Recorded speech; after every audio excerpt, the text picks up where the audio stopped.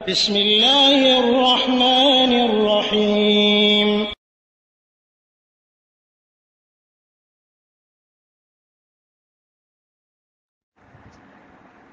ওয়ালাইকুম আসসালাম রহমতুল্লাহি ওয়া বারাকাতুহু। আসলে 1927 ভাই, আপনি জানতে চেয়েছেন তাবিজ কবজ সম্পর্কে, যে তাবিজ কবজের সবগুলি কি শিরিক নাকি কিছু বৈধ রয়েছে। যেমন তাবিজের ভিতরে যদি কোরআন আয়াত থাকে বা গাছগাছরা ইত্যাদি দেয়া থাকে, তাহলে এটাও কি শিরিক, জানতে চাওয়া হয়েছে এ বিষয়ে।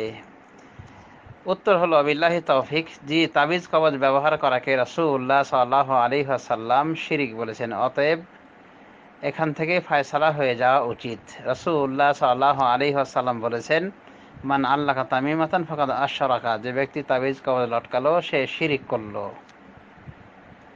তো রাসূলুল্লাহ সাল্লাল্লাহু আলাইহি ওয়াসাল্লাম আমভাবে বলেছেন যে যেই তাবিজ কবজ লটকাবে সে শিরিক করবে।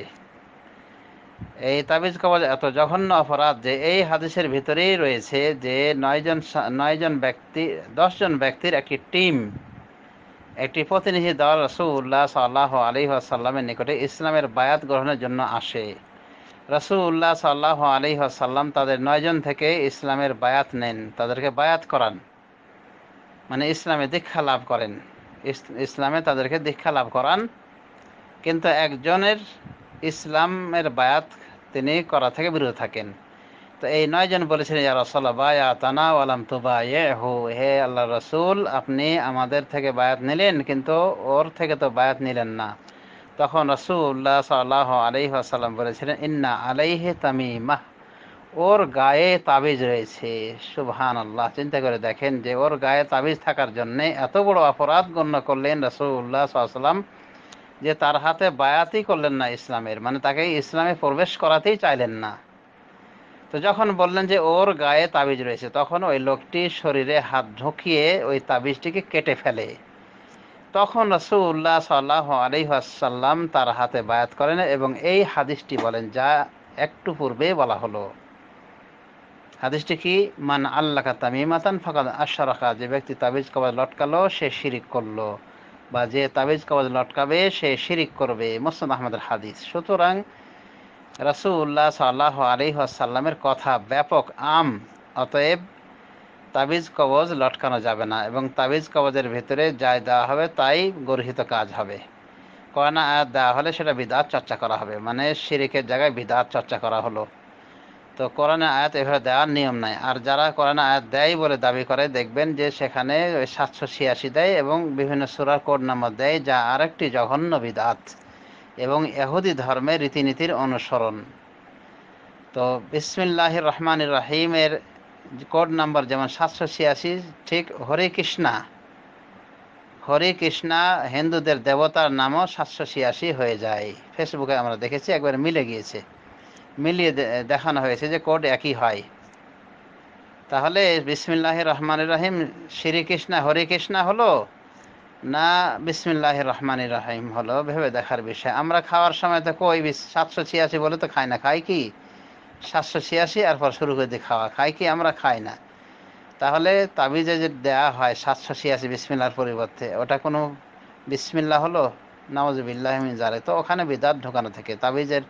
তাবিজের ভিতরে কোরআনে আয়াত দেওয়ার কথা বলা হয়ে থাকে, আসলে একটু ধোঁকা প্রবঞ্চনা। কোরআনে আয়াত দেওয়া হয় না, দেওয়া হলো ওইভাবে বেদাতি তরিকা অবলম্বন করে দেওয়া হয়ে থাকে, যা কোনো ফায়দায় আসবে না। তাছাড়াও আল্লাহ রাসূল সাল্লাল্লাহু আলাইহি ওয়াসাল্লাম যেটাকে শিরিক বললেন, সেখানে আমরা কেন কোরআনে আয়াত রাখতে যাব? তো কোরআনে আয়াত ওখানে ব্যবহার করা বিদআত এবং তাবিজ কবজটা হলো শিরিক। অতএব এভাবে কোরআনে আয়াত ইউজ করা শরীয়ত অনুমোদিত নয়।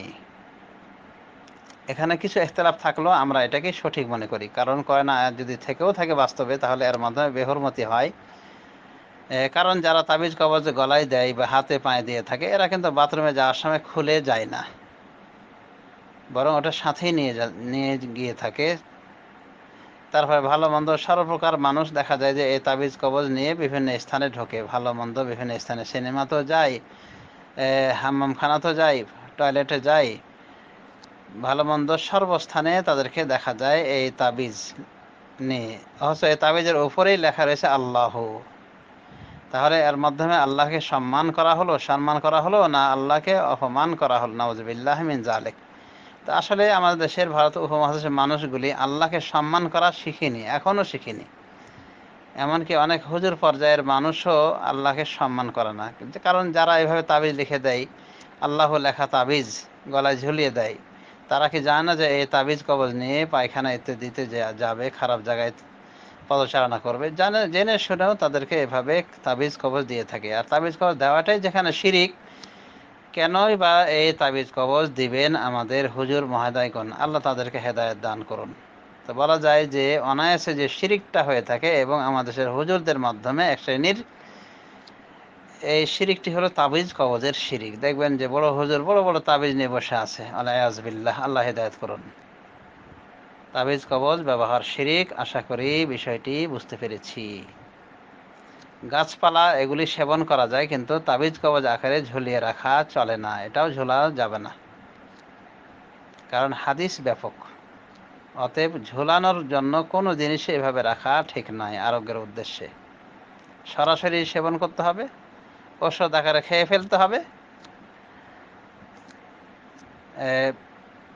এগুলির অনুমোদন রয়েছে, কিন্তু এভাবে ঝুলিয়ে রাখা তাবিজ আকারে এটার অনুমোদন নেই। সুতরাং এই সমস্ত তাবিজ কবজ, তাবিজ তোমার ওই তাগা ইত্যাদি সুতা গিরা দিয়ে এগুলি তাবিজ আকারে ব্যবহার করা থেকে সতর্ক সাবধান থাকতে হবে। এগুলি সবই শয়তানের কর্ম। আল্লাহ রাব্বুল আলামিন আমাদেরকে হেদায়েত দান করুন, সিরাতে মুস্তাকিমে পরিচালিত করুন। আমিন।